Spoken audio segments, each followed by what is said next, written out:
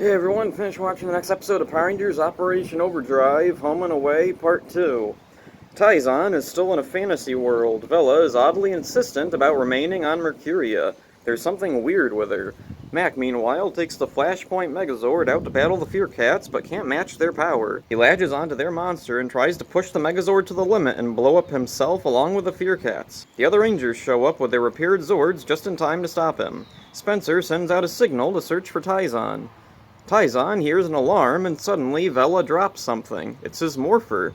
Vela reveals she was Quasar in disguise this whole time. They begin to battle and break out of the dream world. Taizan defeats Quasar and joins the team against the other Fear Cats. The Sentinel sword is repaired and sent to the Rangers. With it, they defeat the Fear Cats' monster. The Rangers then battle Mig and Bengalo on the ground and finally manage to defeat them both. At the mansion later, Mr. Hartford tries to talk to Mac, but Mac just walks away after telling him that if he doesn't like how he's been acting, he should just upgrade to a newer model. This episode is nearly all action. It's all extremely well done, but unfortunately it lacks emotion. Overdrive's consistent issue was establishing stakes. Last episode, they lost most of their arsenal, but now it's just all fine now at the moment it's most convenient. Also, they treat Sentinel Knight like he's not alive for some reason. They treat him like he's equipment. It's so weird hearing everyone just calling him Sword. Taizan was trapped in a fantasy world of Quasar's making. No explanation of how Quasar is alive, no indication either that she had powers like this. When Taizan hears Quasar say she replicated Vela, he responds, "That means she's alive." This does sorta tie in with her ability to create doubles of the Rangers last episode, I guess, so that's kinda clever. One interesting thing, I really haven't been keeping track of when the Rangers call their morphers trackers.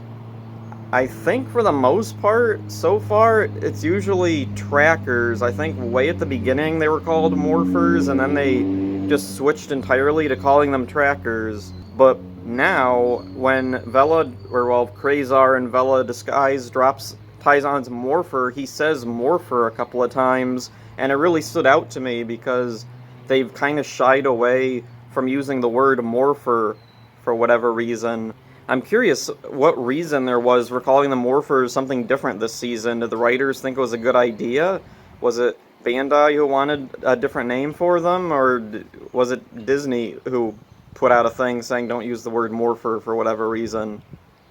Like, there were really weird executive mandates in Disney, so I wouldn't be surprised. The villains actually get a kinda nice moment. They've all been outperformed by the Fear Cats, and they're all united in their jealousy of them. Once the Fear Cats are defeated, however, they all default back to their standard roles. Mac still has identity issues. His father tries to talk to him, but Mac is cold to him, even refusing to call him Dad, referring to him instead as Mr. Hartford. Dang, that's really harsh. Only a few episodes left, and I'm wondering if it's gonna be like the lead up to Ninja Storm's finale, and the villains are just gonna pick each other off one by one. Or if it'll be like SPD's finale, and all the villains will just get a very rushed ending. So what about the Corona Aurora? Who'll complete it first? What'll its ultimate power be? Will all of this have been worth it? Yeah.